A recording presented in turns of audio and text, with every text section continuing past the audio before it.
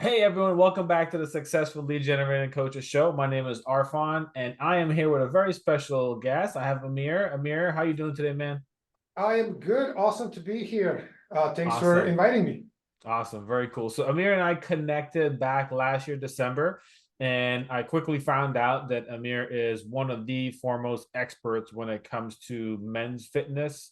Not only that, but fitness for entrepreneurs. And you get a lot of people online who kind of say things they have no idea what they're talking about. Influencers who they were have great genetics and they put the work in, but Amir truly is a scientist when it comes to this stuff. And I quickly realized that just after a short conversation. He's also the author of the Alpha Method, which is for entrepreneurs. So if you're an entrepreneur, this is on Amazon, correct, Amir? Yes, sir. Awesome. And this has truly been, our conversations in this book has truly changed my life because I've been on my own weight loss and fitness journey for quite a while. And I probably had the most progress over these last 7, 8 months that I've had my entire life. And it's really due to some of the conversations. So when I say I'm super thankful to have you on here, I truly mean it. I am super thankful to have you on here. So My I pleasure. Thank appreciate you. you. Yeah, my So pleasure. so the fact that I'm already probably a case study can save us a lot from trying to share your expertise. But nonetheless, I want to turn it over to you. Can you tell us a little bit about you, your background, and also how you became to be a coach for entrepreneurs? Yeah, great question. So, long story short, I'm from Bosnia, small country in Southeast Europe, and we had in the early 90s, we had a very unfortunate war. So during the war, like there's no food, so we were all starved, and I had like 100 pounds or something as a 13-year-old. And after the Mm, war, we were all starved, so we started eating. And within like year and a half after the war, I gained over 100 pounds. So I was 220 at age 13, right? So I was a wow. very, very, yeah, I was a very fat kid, and had all kinds of issues like knee problems, doctors telling me, hey, as a 13-year-old, you have fatty liver disease. I'm like, what the hell is fatty liver disease? And which is basically just one of the side effects of being overly fat, right? Yeah. So because of that, I really wanted to lose weight. So I tried every single thing, as a 13-year-old. This is pre-internet, I mean, there's no coaches. We didn't have any money for any of that. So the only thing I had was try every single fad that I can find. And at the time, I Mm, didn't know what fad were. Or what a fad is. I was just like, oh, there's a diet. Don't eat carbs. Excellent. I eat protein and fat. Don't eat fats. I don't eat fats, or so I've tried every single thing and that existed at the time over the span of like 5, 6 years. And every single time I would lose a little weight and gain more back. mm-hmm. So, and actually later on, 10, 15 years later, there were studies that on this particular topic that showed the best way to become obese is to constantly hop from one fad diet to the other, yo-yo Mm, diet to a higher weight, and then eventually, because people don't become obese over 3 months. It's not no. like you weigh 150 pounds, tomorrow you weigh 250. No, that 100 extra pounds was years and years and years in the making. And usually the saddest part of all that is that people are genuinely working at it. Like they're putting so much effort and energy and suffering into these, horrible, stupid fad diets, and they Yeah. just end up with weighing more, right? So Mm-hmm. eventually, after nothing has worked, I went to pharmacy school, studied for the master's in pharmacy. My thesis was on protein synthesis because that was actually the only thing that I was interested in was human physiology and anatomy. Anatomy is literally Mm, what how the body works, and human physiology is the greatest branch of science, if you ask me. I think it's just like if I had a job, if I was ever able to have a job, I would be a professor of physiology, like nothing else. I would do nothing. I would just teach physiology because it explains literally everything in the body, how it works, why it works, what goes somewhere. So yeah. after pharmacy, I really fell in love and started studying nutrition. And then in another moment of weakness, I got a business degree when I went to the US. So at age 24, I got married and went to the US, moved to the US, and I lived there for 11 Mm, years. And after all the degrees and everything, I realized I don't want to have a job. I don't want to work for anybody. I just want to have my own business. And it just so happened that my greatest passion at the time was in the meantime, of course, I transformed my own body and used the science to become a professional triathlete. I became a 3-time national champion, pro athlete, and a Olympic Games candidate in triathlon. So I had successes in sports. And then also, from everybody knew me as a fat kid, and all of a sudden I'm looking like really good. And people are like, well, what are you doing? And I started just telling them what was it that I learned and what I was doing. And they're like, well, can you help me? And I was like, well, I guess I could. And that's how the coaching was born. So that was 16 years ago. And I've never done anything else in my life. I've been a coach, basically a professional coach since then. And this is my life. I live and breathe this every day. I, work with clients, read more, learn more, because, learning never stops. Just when you think you know something, you realize there's so much of it to know that we are like utterly clueless about everything. So here we are, 1,200 success stories later. And I feel like I'm just getting started. So That's awesome. really, Hey, thanks for breaking that down, man. I've heard this before, obviously, but those of you listening right now, first time hearing that, it's something to really just. I mean, he goes through it. It's a story. He goes through it very quickly. We break it down to go from a 230 plus pound chubby kid. I was there to know what that actually feels like, because you're not like a 6'1" tall man wearing this. You're typically 5'4", 5'5", 5'6", shorter, and you're still growing and developing. So it really is a crucial thing to be in that position to then become a national champion in triathlon is a feat on its own. So there's an expertise in just personal, but also being able to help over 1,200 other individuals is pretty huge. So Amir has saw quite a bit, and in our conversation in the past, I've learned quite a bit from him.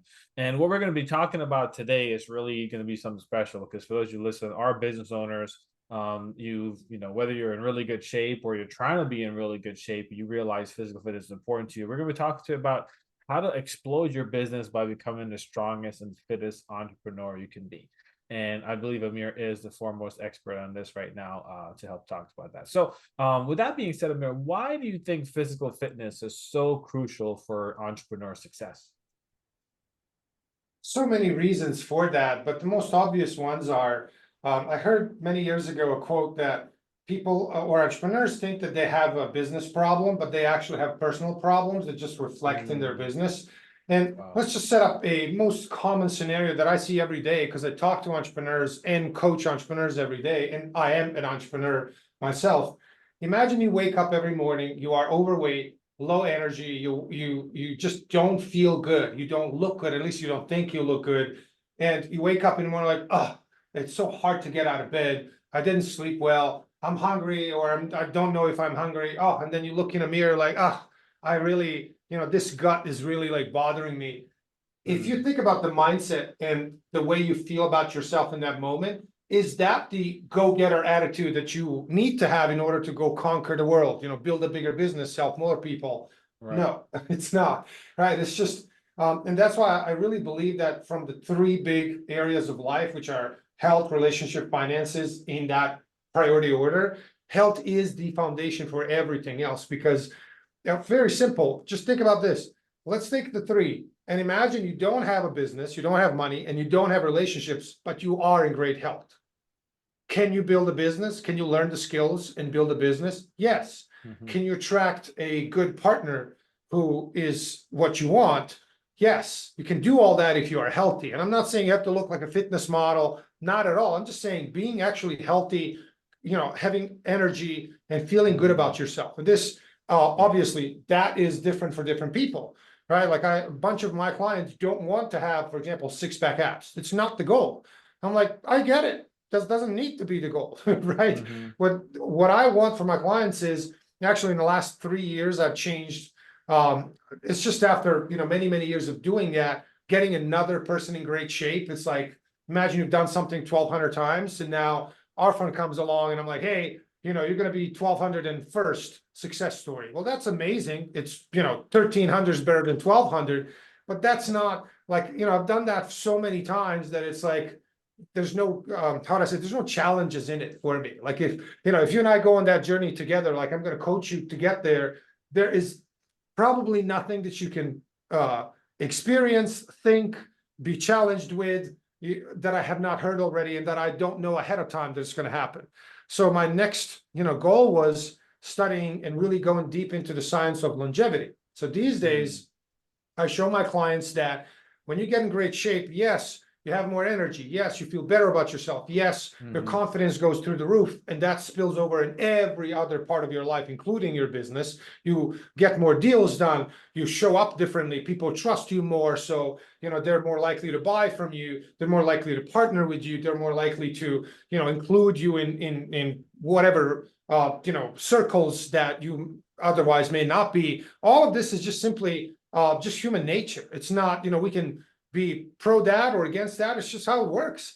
Studies have shown that if you have a good looking guy on a trial for something, he is like 3 or 5 times more likely to be pronounced not guilty if he's a good looking person. Right? And vice versa. If you have the most innocent person ever and all the evidence points that he's innocent, but he's kind of like not good looking, like he's an ugly person, everybody's like, that ugly dude, guilty. That's Wow, man. And that's literally how it works, because our brains are wired for that. Now, we cannot like that. I personally dislike that. I think it's terrible. But that's just how the world works, right? So if you show up and you look amazing, and you just look great, you radiate this energy and confidence, people are going to be more attracted to you. They'll be like, I want to do deals with that guy. I want to talk to him.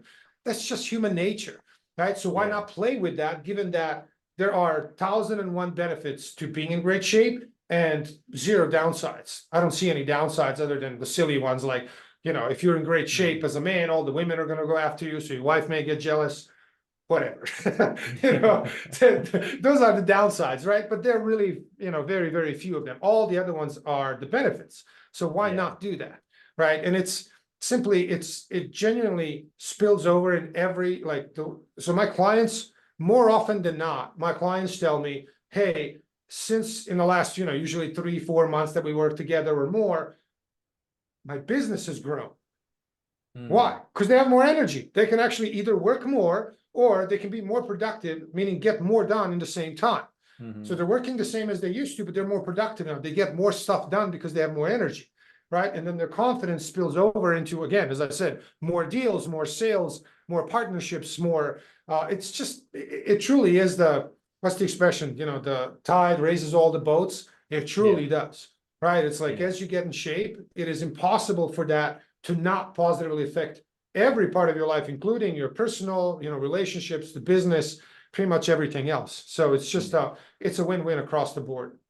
I think a lot of people could probably see evidence of that. I know in my own journey, there's been up and downs just because of following the fads and following the low carb, the carnivore, the different type of things, which are all temporary in many cases, and seeing the effects of, hey, you lose 20 pounds and everything is just better. Everything is easier, lighter to do, and there's a lot more confidence that comes up. I think so. I feel like one of the big reasons entrepreneurs really struggle with this is like they struggle with like knowing what to eat. You think you mentioned like, well, what to eat, when to eat, how much exercise, things like that. So like for example, when an entrepreneurs who are struggling with what to eat, like what are some of the key principles that they should really be following when it comes to nutrition? Great question. So the number one thing that is it's still to this day, after all of these years, mind-boggling to me that entrepreneurs are generally hardworking people. Because if you're an entrepreneur, you can't, and people can debate this all they want. You can't really be lazy and be an entrepreneur, because you have to be proactive, right? When you have a job, you go to your job and somebody tells you what to do. You just go there and you're told what to do. As an entrepreneur, you have to be proactive. You wake up in the morning, there's nobody there telling Arfan, hey, go do some marketing, run ads, do something. Like, nobody's saying that. So if you don't want to do that, if you're lazy, well, you won't be in business very long, right? So the sad part of all of this is entrepreneurs are very hardworking. I never ever need to tell my clients, hey, you got to work hard. It's like real entrepreneurs who built actual real businesses, they already know what working hard is. They're not only not afraid of hard work, which generally most people who are non-entrepreneurs are afraid of hard work to just avoid it. But the sad part is they're orienting and putting all of this work into the wrong things, such as fats, right? And they will spend years and years and years. Imagine how much time that is invested into carnivore diet, keto diet, paleo diet, fasting, whatever new fad comes along. And all of this to avoid, and this is usually unconsciously, to avoid one thing, which is they just need one skill, literally one skill. That one skill is you have to learn in some way to control the calories you consume. That's it. Now, I know everybody's heard that a million times. They're like, well, that can't be right. It can't be that simple. It's not simple at all, but it is true that you just need to control your calories. Again, way, excuse me, easier said than done, because controlling calories is, easy to say, much harder to do, but that's the number one thing. You just need to, I'll take the just out of it. You need to learn to control your calories in some way that works for you. So for example, let's say, you said, hey, I started doing fasting, I don't know, 3 weeks ago, right? Fasting has zero benefits or very, very small health benefits outside of calorie restriction. Meaning, what if you eat, for example, just for our audience, so you have maintenance calorie intake, which means a certain number of calories that maintains your body as it is now. Yeah. Right.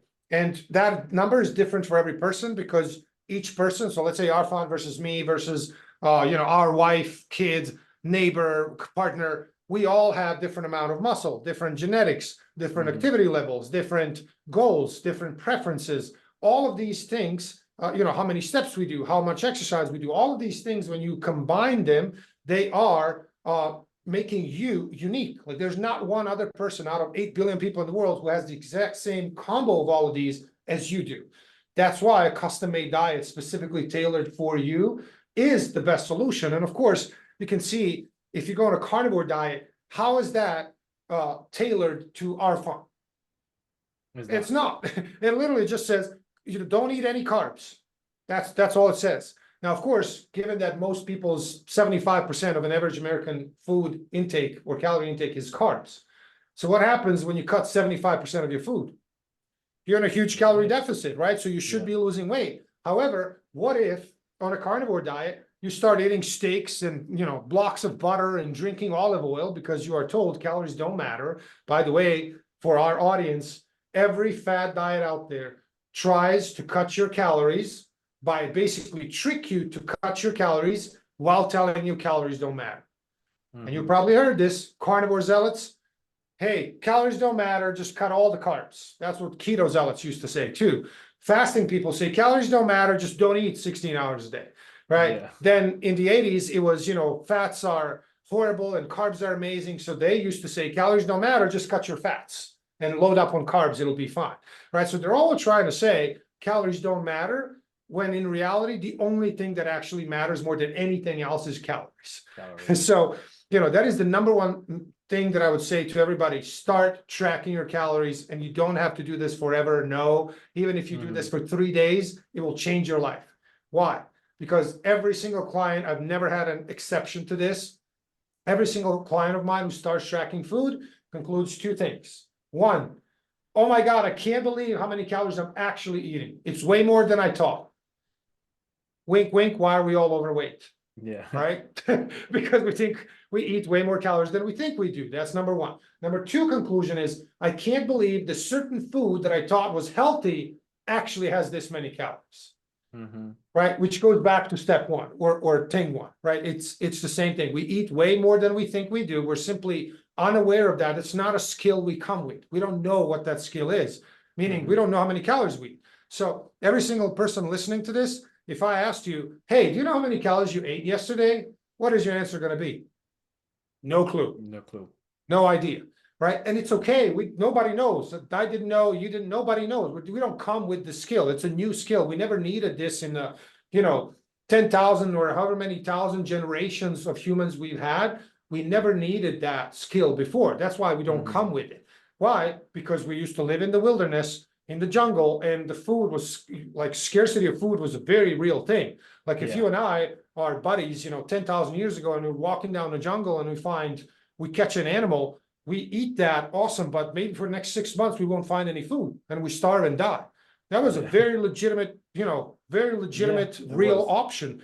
That's why we didn't need the skill of how many calories, because scarcity of calories was a very real thing. Fast forward to today, the modern world, where we have the exact same body and mind, which is just eat. You can go into a regular foods, grocery store, and for $5, probably buy 5,000 calories of some, processed junk food. Yeah. 5,000 calories, right? So now we are bombarded with way too many calories with the mindset of eat everything in sight because you might not get food tomorrow.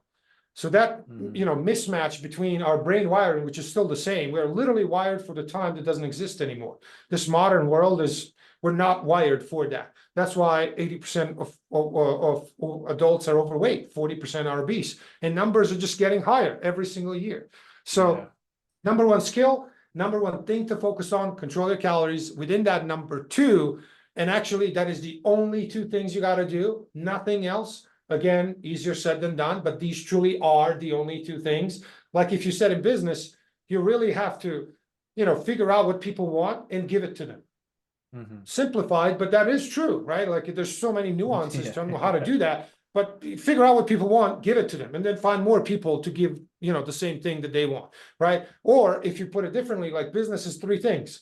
You got to market, get people to know about you, convert them to paying customers, sales, and then deliver what you promised. That's it, right? So many nuances, so much harder, million versions of each, but that is it. That's what business comes down to.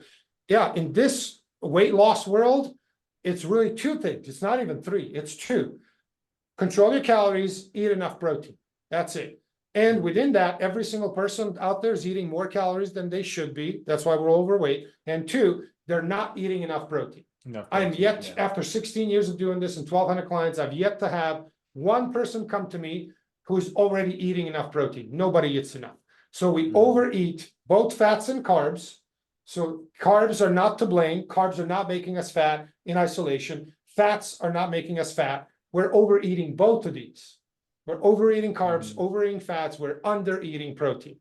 And that right there is the solution, right? Control your calories, which is going to be less than you eat now, and then eat enough protein, meaning eat more protein.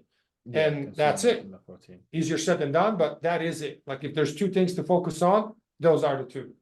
And I found that to be true because after we spoke back in December, I came back and I tracked. It was about 5 weeks of tracking, like almost daily. I mean, I'll be honest, I missed a few days here and there, but I was tracking diligently. I even tracked over Christmas, and I consumed 5,800 calories on Christmas. No shame at all. It was just, with all the desserts and all, I was like, whoa, I didn't even think about it. And I was like, oh, it makes sense why all the previous years, the holidays is over and I'm 10 pounds heavier. And there's probably a similar statement for so many people, maybe more than 10 pounds or whatever the case is, right? So, the tracking has played a big role. And I did realize those two things, like, wow, it's the calories add up a lot quicker than I thought. And it was also way less protein than I even assumed. And when I got it dialed in, it was like, wow, I need to eat so much. It's like, especially eating cleaner and like taking away ultra high processed foods. It was like eating so much, I'm full. I can't even eat anymore. And I'm only 1,800 calories. And the other thing I realized is when I talk about calorie control, it was the fact that I have the basal, right? So my base, how much I need. But when I exercise, it adds so much more to it. Now that's an additional, if I do a workout that gives me 450 calories burn, like that puts me even more. So it's like I didn't even need to be in a deficit because the exercise just put me in a deficit. So I didn't even need to and I was tracking my stuff and I was just seeing the numbers go down and I was like, oh man, I've been doing this wrong for so many years. I can't even believe it. So and when you get those two things dialed in, it seems so simple. And you look back and like, it can't be this simple. What was I doing all these years? Right. But the thing is, nobody truly teaches or talks about this. Why? Because everybody's busy selling you the newest fad. Oh, calories don't matter. Just don't eat carbs. You can eat. So this is literally what used to be in the early 2000s when keto diet became the thing. It was advertised as calories don't matter. Eat anything you want. You can have 15 steaks a day, blocks of butter, 5 liters of olive oil every day. It doesn't matter. And there's some couple of these zealots that were like hilarious back then, saying that if you eat 10,000 calories a day of oil, you won't get fat because calories don't matter. And it's like, what? So, and a person who doesn't know any better because they're like, okay, this is not what I do. I don't know. They listen to that and they're like, okay, this doctor or somebody's saying that calories truly don't matter. As long as you cut your carbs, it's fine. It's very, very, very confusing out there. Like if Yeah. I really empathize with, let's say an entrepreneur says, I've had enough, I really don't know what to do, and they go Google how to lose weight. I mean, the first few results are going to be ads for the current most popular fats, right? There's Yeah. going to be some carnivore zealot saying, don't worry, just, steaks all day, burgers and all this. And that person's gonna be like, well, I guess I can eat 5 steaks a day, 5,000 calories, no problem, sure. And of course, that's way more calories than they need. So they start gaining weight because they're now still in a surplus, right? Because you Yeah. just replace the carbs with a lot of fat. Calories are still the same or higher. So they start gaining weight. So they're like, I don't know what I'm doing wrong. There are all these people saying that carnivore is amazing. They're losing weight. I'm doing carnivore and I'm gaining weight. Well, what's behind is simple math. I always say your body is literally a math equation. That's all there is. Like I just do, when I calculate all this for clients, it's a math equation. It's just, math, like it's pure math. And then just like Dan Kennedy always says, 50% of marketing is math, 50% is psychology, right? The exact same thing is true in weight loss. 50% is math, that's the calories part. 50% is psychology, you're sticking to the calories.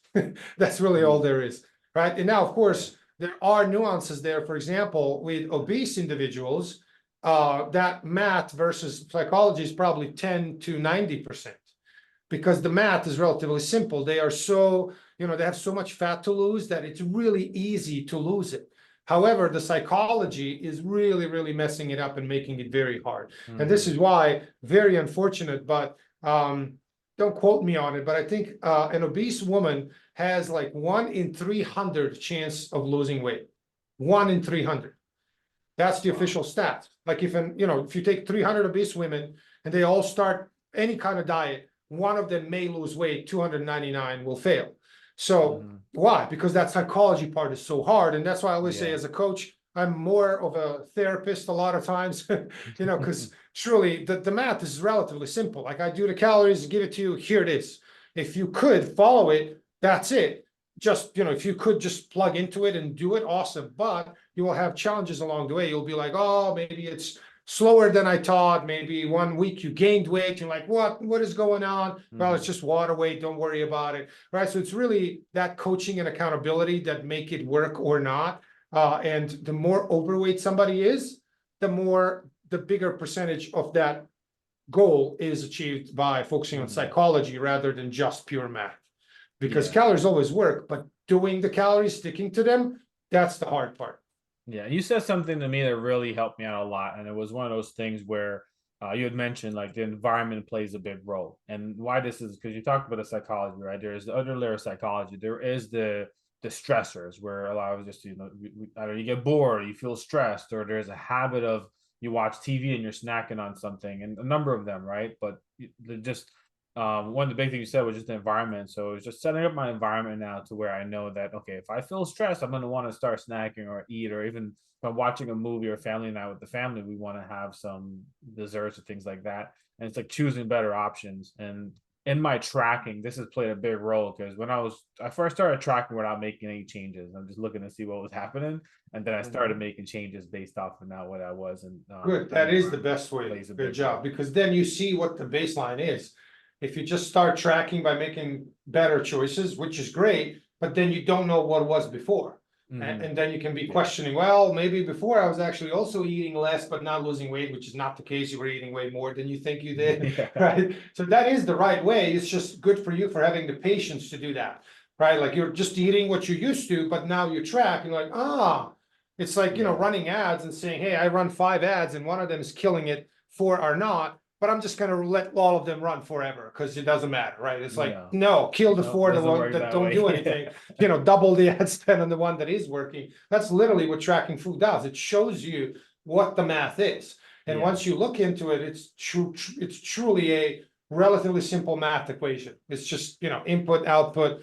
And then there's some moving parts, like your steps change every day, whether you exercise or not, what kind of exercise you do, lifting weights versus cardio. The calorie expenditure rate is different on these, for let's say one day there's actually now a classic study on steps. So they took one person, so same exact individual. It was Friday, the work day, right? So that woman, this is actually a woman, she went to work. So she woke up, drove to work, worked like 10 hours, came back, was dead tired, came home, watched Netflix, whatever, went to sleep. Her steps, I don't know, 1,500 a day. The next day, Saturday, she had a party at night. So she woke up early, cleaned the house for like 3 to 4 hours, all, cleaning the whole house. Then she went grocery shopping, came back, prepared all the food, and then had the party and dancing, all this. She did 20,000 steps that day versus the other day. So the difference was 1,000-calorie difference in 2 days of the same exact person. 1,000 calories. That is, imagine 1,000-calorie a day difference. That is huge, right? Yeah. So that's why there's huge, what they call, inter variability between each individual. Imagine what that difference is between different people, right? If you take 100 people, everybody has different habits of when they walk, how much they walk, what their overall activity levels are. So we have to adjust for that, right? So that's why I always have for my clients the baseline. So let's say, I said, hey, Arfan, how many minimum steps can you do per day? And you're like, well, I can do a minimum of 7,000. Okay, in our math calculations, I assume that you're going to do 7,000 every day. And I do the math based on that. If you do more, awesome. You're just going to lose more body fat than we predicted. Hallelujah. We're not going to be, we're not going to be pissed off about it. We're going to be happy. So that's what I suggest, because there are, obviously people normally do more activity, but they also eat more on the weekends. That actually, studies have shown that people who are trying to lose weight and are on some kind of diet or some kind of regimen, they do relatively well Monday to Friday. And then they mess it up comes around on the weekends. Yeah, right. It's like, and then the study literally said people get fat on the weekend, right? Because they eat, 4,000 or 5,000 calories, especially when they're not tracking and they've been good in their mind. I've been good the whole week. That means over the weekend, doesn't really matter what I eat. I'll be fine. Okay, so let's look at that math. So let's say you were good over the 5 days. Good meaning you had 500-calorie deficit per day, right? Over 5 days, that's 2,500-calorie deficit for those 5 days. Awesome, good. But then come Saturday and Sunday, you eat 1,000 calories over your maintenance each of these days, and you just eliminated the whole deficit. So your whole week basically ended up being in maintenance. You won't lose any weight, right? And this messes up so many people. They don't know. They're like, I don't know how this happens. What they actually think is, I ate at maintenance over the weekend, and I was in a good deficit over the week. I should be losing weight. In reality, they were in a small deficit over the week, small surplus over the weekend. It ended up being balanced, maintenance, they didn't lose any weight, right? And of course, what is the fix for all of this? Track food. Yeah, be mindful. It'll literally be poking you in the eye. The numbers don't lie, right? When I look at the numbers, I'd be like, I know exactly. You don't have to tell me or send me pictures or, like any of that. I still do that with clients every Friday morning, all over the world. I got, about 20 clients at any one time. People weigh themselves, take pictures and measure body fat percentage, and they update all of that. But looking at their numbers for the week, I already know what the result's going to be, right? Because the numbers just show it, right? If I see that you were in a 500-calorie-ish deficit per day over the week, yeah, you lost a pound of fat. And we can't really accurately measure that, but we can see it, right? Like we can measure it with a fat caliper or something, and then over a stack of weeks of this, it certainly becomes very, very visible and measurable, of course. Yeah. All right. So I'm going to be mindful of the time, because I know I only got you for a short amount of time, and we're diving deep in here. So I got a few questions for you, just rapid fire. We don't got to take too much time for this. I want to urge everyone to, we'll give you a chance to be able to connect with Amir, but also check out his book, The Alpha Method. A lot of the information he's talking about is in here. He broke it all down in a very easy to understand way.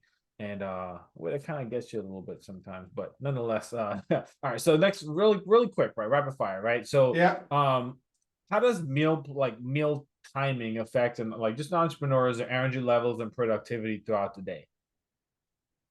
Great question. Very little. So meal timing really does not matter for fat loss at all, meaning when you eat or how many meals you have. So meal frequency and meal timing don't matter at all for fat loss, meaning losing body fat and getting leaner. For weight loss, it doesn't matter. Your body literally at the end of the day says, hey, how many calories did you have? This many. Well, this is my maintenance right here. You were in the deficit, you're going to lose weight. I don't care if you that number of calories you consume, whether that happened over 6 meals, 3 meals, 1 meal, I don't care at all. So for fat loss, it does not matter. For energy, it might matter, and it's very individual, meaning some people simply do better when they have breakfast. Some people do better with no breakfast. Generally speaking, if you control your calories, again, it does not matter at all for anything. However, some people, if they don't eat breakfast, they end up being a lot hungrier later in the day, and they overeat later in the day. On the other hand, some people are like, no, I really like to work in the morning and I'm really not hungry. And in that case, they don't even have breakfast at all. Their first meal is, let's say, lunch, noon-ish or so. Totally fine. That's something I would highly suggest in every one of my clients. I have them test both options for a week, and it becomes pretty clear what is better for them within a week. Right? So we do, like, let's say 5 days of you having breakfast and then 5 days of not having it. And very, very quickly, you're like, yeah, this thing isn't working for me. I really like the breakfast. Awesome. Let's have it. Because again, it does not matter. It's just your preference, truly. So it's not a big deal at all. It's just, it is something I suggest to test and then see what works for you. Do that. I'm glad you mentioned that, because you often hear breakfast is the most important meal of the day. Like, you have to have it. Don't skip breakfast. Does not have to. Could be, but does not have to be at all. Yeah. It's just very, very, very individual. Yeah. Okay. Cool. Next question. So again, one of the things that come up often is, especially in my journeys, you hear about like portion sizes. So like how can entrepreneurs really determine the right amount of food for their needs? And I think you've answered this, just really just through calorie, just really knowing what the calorie count is, tracking, and making sure the meals are on point with that. Yeah. So the actual individual meal size also doesn't matter. You can have, let's say you can have a larger breakfast and then a bit smaller lunch and the smallest dinner, or you can completely turn it around. Again, it doesn't matter as long as you check total calories, you'll be fine. But one thing that does matter, for weight loss, it doesn't at all. So basically do whatever you want for weight loss. As long as you control total calories, you'll be fine. For people who are lifting weights and trying to maximize the amount of muscle they build from that workout, nutrient timing does matter. Meaning you don't want to be hungry and or, let's say, food deprived prior or after the lifting workout. So that is a rule. Like that is actually significant, and it will impact the amount of muscle you build. So for example, the worst thing somebody can do is go hungry into a lifting workout. It's a terrible idea. So let's say somebody works out at 6 a.m. or 7 a.m. early in the morning. They say, I don't like to eat anytime. I'm just going to have coffee and water and I'm going to go work out. That is very, very suboptimal option. Why? Because if you don't have any protein in your system, you are going to have more protein breakdown, meaning you're going to break down more muscle and subsequently build less muscle after it. So what I suggest in that case, always have a pre-workout shake made of fast digesting proteins like whey, or there's some plant-based versions that are faster digesting. Have that before the workout. If you, let's say 30, 60 minutes before the workout, if you don't have time to have a real meal. Also, after the workout, you should eat. You shouldn't be hungry and starving yourself after the workout, but it's way less important what you eat after, simply because that window within which your body's building muscle is a lot longer than we taught. Back when I was, in my 16, 17, like teenage years, it used to be called 30-minute window of opportunity. Yeah. So Arfan, when you lift weights, 30 minutes after that, you better chug that, protein shake, otherwise you lose all the gains.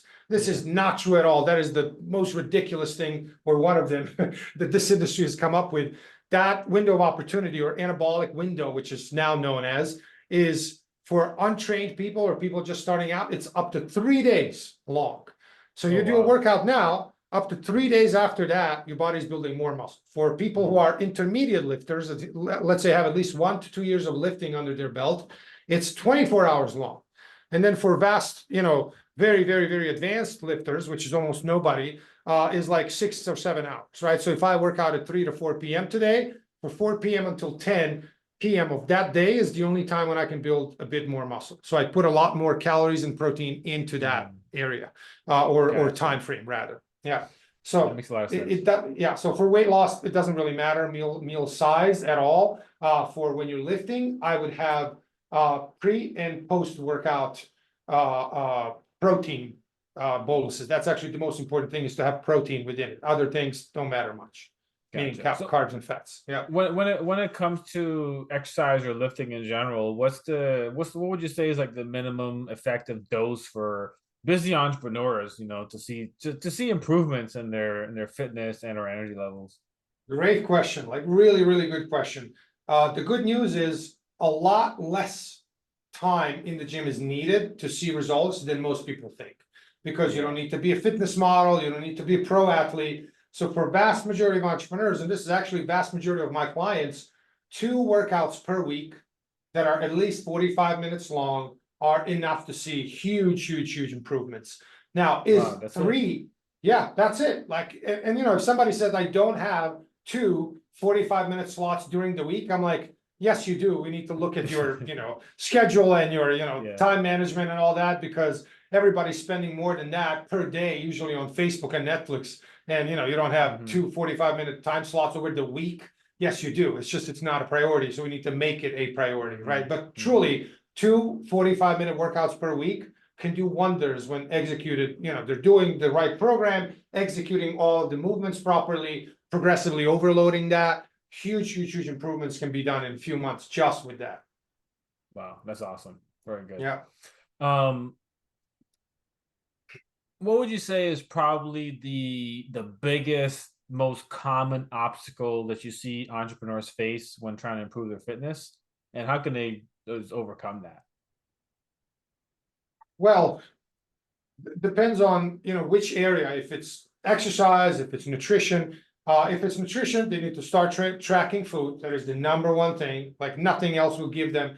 There's no better ROI on your time and energy invested than tracking your food. That is number one. When it comes to exercise, for longevity, which I mentioned earlier, in order to, an average lifespan of a male is 74. For a woman, it's 78 years. And this is with all the people being overweight, sedentary, unhealthy, terrible diet, terrible sleep habits, high stress. If we fix all that, which can be done in 3 to 6 months, is a transformation period for most people, or at least for my clients. So imagine 6 months from today, we can not only transform you, but we can add 10 to 20 or more years to your natural lifespan. That's pretty amazing. That excites me. I'm like, okay, Arfan and I statistically would live about 74 statistically. But if we do these things, bearing some kind of my plane crashed or got hit by a car, some freak things, which are statistically not going to happen, we can live to be 95, 100 years old. So what are the things that we need to do that? There are actually only 4. Number 1, get lean. If you're a man, get to 15% body fat or less. If you're a woman, get to 25% body fat or less. That's number 1. Number 2, build a decent amount of muscle by lifting weights. Be strong. Number 3, you need to have at least moderate VO2 max, which is the proxy for a cardiovascular fitness level, which you have to do cardio for that, right? To build muscle, you have to lift weights. To be lean, you have to learn how to diet and control your calories. And then the 4th thing is be overall active. Do 8 to 10,000 steps every day. Interesting piece of data that entrepreneurs may found useful and valuable. Studies have shown that people who do about 10,000 steps a day on average live a decade longer than people who do less than 5,000 steps a day. A decade longer. So everything else being the same, like nothing changes. The same exact same genes. I mean, literally the same exact person. Start doing 10,000 steps a day. You will add a decade to your natural lifespan. Here's 10 years of life. It's like, wow. If I wasn't doing that and I hear that, I'll be like, let me do 10,000 steps, right? Yeah. And that is, about an hour, 15 or so of walking per day. And I highly suggest making that not into 1 hour, 15-minute slot, but rather a lot shorter of these, right? Because the idea behind it is not steps. The idea behind it is not being sedentary. Being sedentary is so bad and unhealthy that it kills us sooner. Being overall active is so healthy and good that it makes us and helps us live longer, right? So the idea is be healthy. So that's why when somebody says, well, I'm a really active person, I do, my 30-minute walk once a day and I do my 2 workouts a week. That's cool. That's much better than doing none of these, which most people don't do anything, right? So that's awesome. However, if you do 2 workouts a week, and then you walk for half an hour once a day, but then you sit for 10 hours the rest of the day, I'm not really sure that we can call you active, right? You're not sedentary, but you're not really that active too. But if you said, hey, I have 5-10 minute walks because I'm kind of constantly moving, okay, now we're talking. Like that is what your body wants. And just, I always say to my clients, just one thing, like a golden rule is, please remember, as human beings, as species, we were not meant to sit for long periods of time. We're not meant for that. We're not designed for that. We're designed, if we're eating 3 times a day, and let's say we do that for half an hour, which nobody eats for half an hour, but let's say we do, right? And you eat 3 times a day, that's 1.5 hours of sitting per day. And maybe at night, you sit with the family for an hour. Okay, so 2 hours, maybe 3 per day max. Guess how many hours an average person sits today?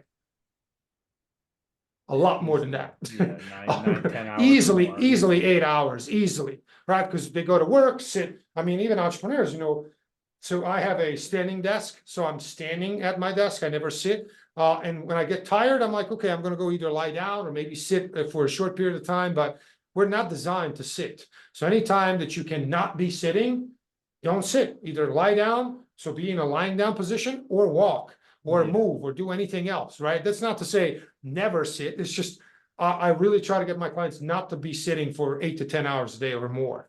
So, that would be a good rule. Try to not to sit 8 to 10 hours a day or more. Yeah, for sure. That's definitely going to kill you, very way quicker than you could live. Yeah.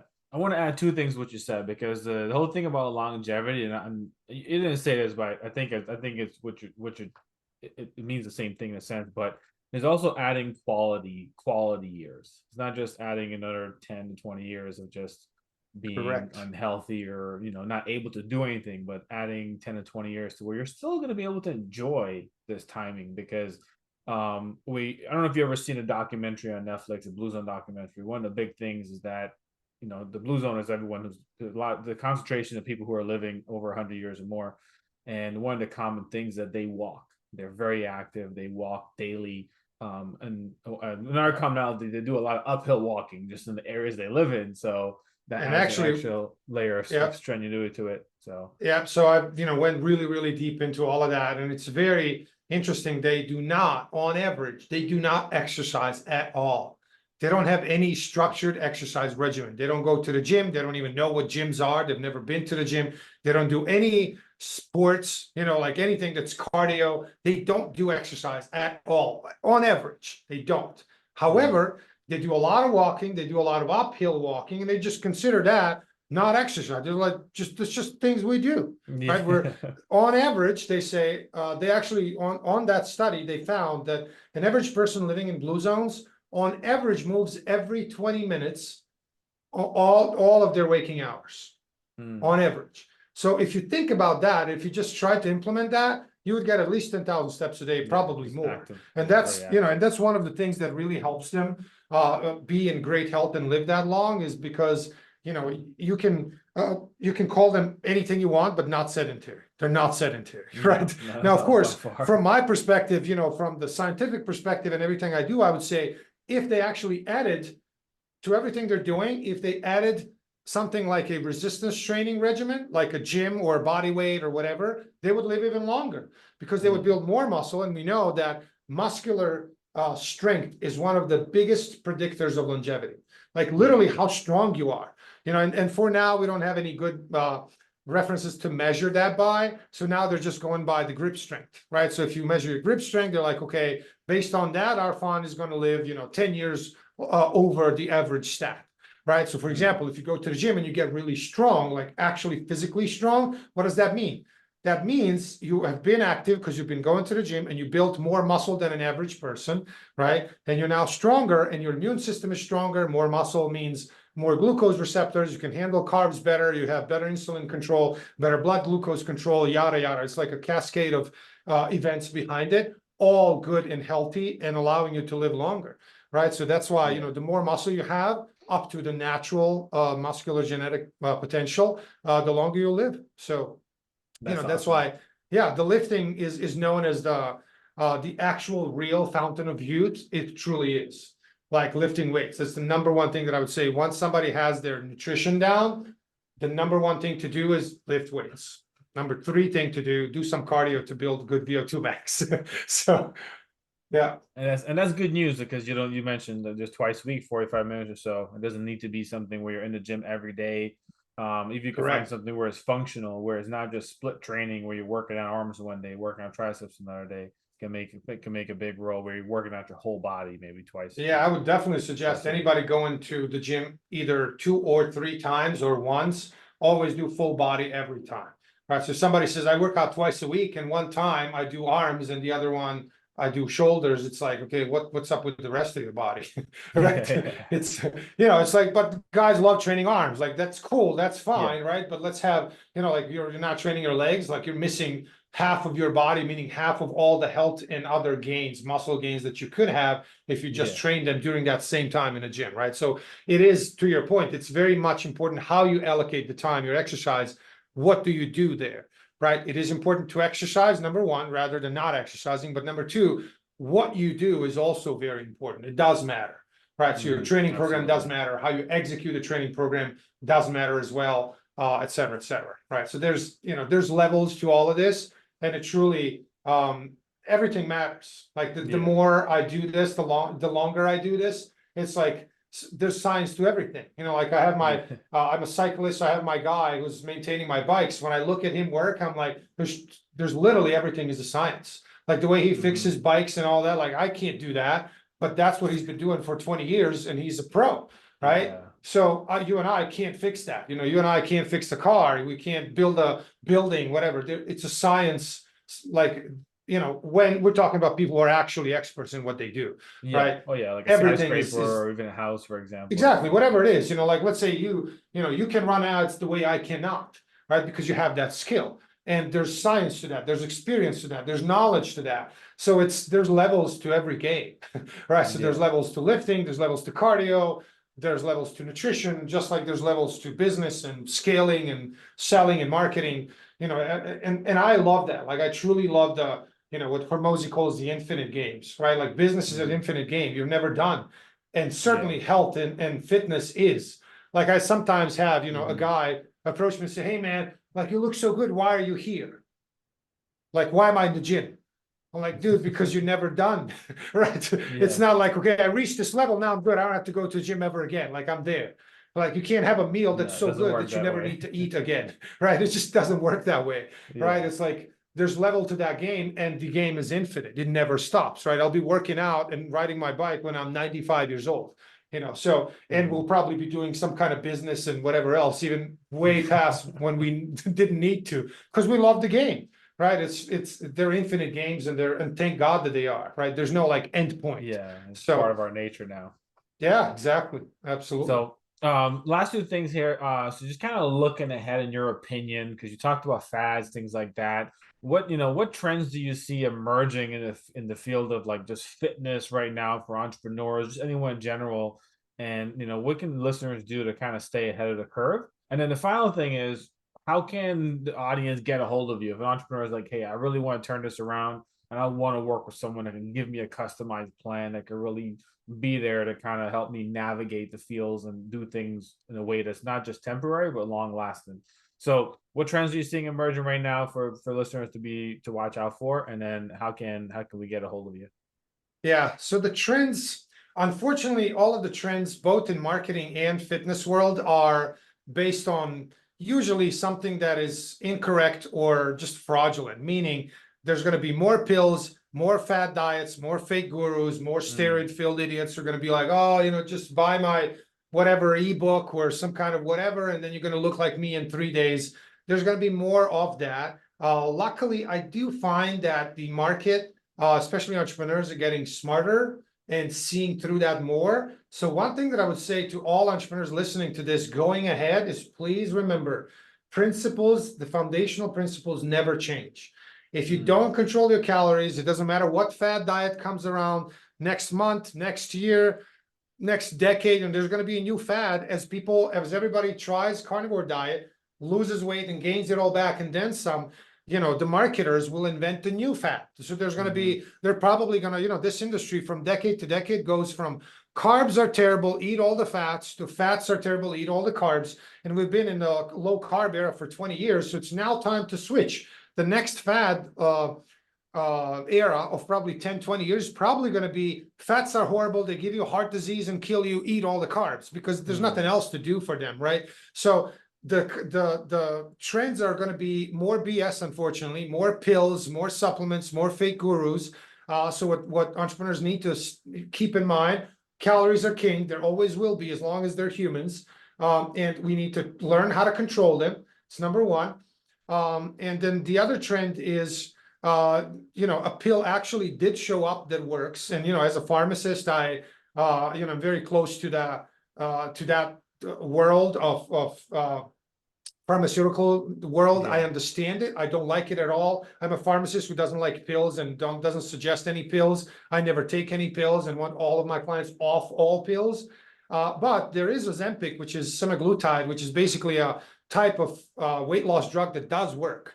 How does it work? It literally suppresses your appetite. And you can dose it. Like if you take a bigger dose, it suppresses your appetite more. So if I give you a really high dose of that, you can literally never be hungry and not eat at all. Now, of course, and I made a video on my YouTube channel probably a year and a half ago when it just came out and told people what's going to happen. And by the way, please go watch that video and then see what the research is showing now and what I predicted back then. So what I predicted was it works. It worked back then, but just like all medications, the more people take it, the less effective it becomes over time. So what happens when you start upping the dose, and eventually stops working, but all of your bad habits of lifestyle, of eating, not exercising, all of that you had before are still there.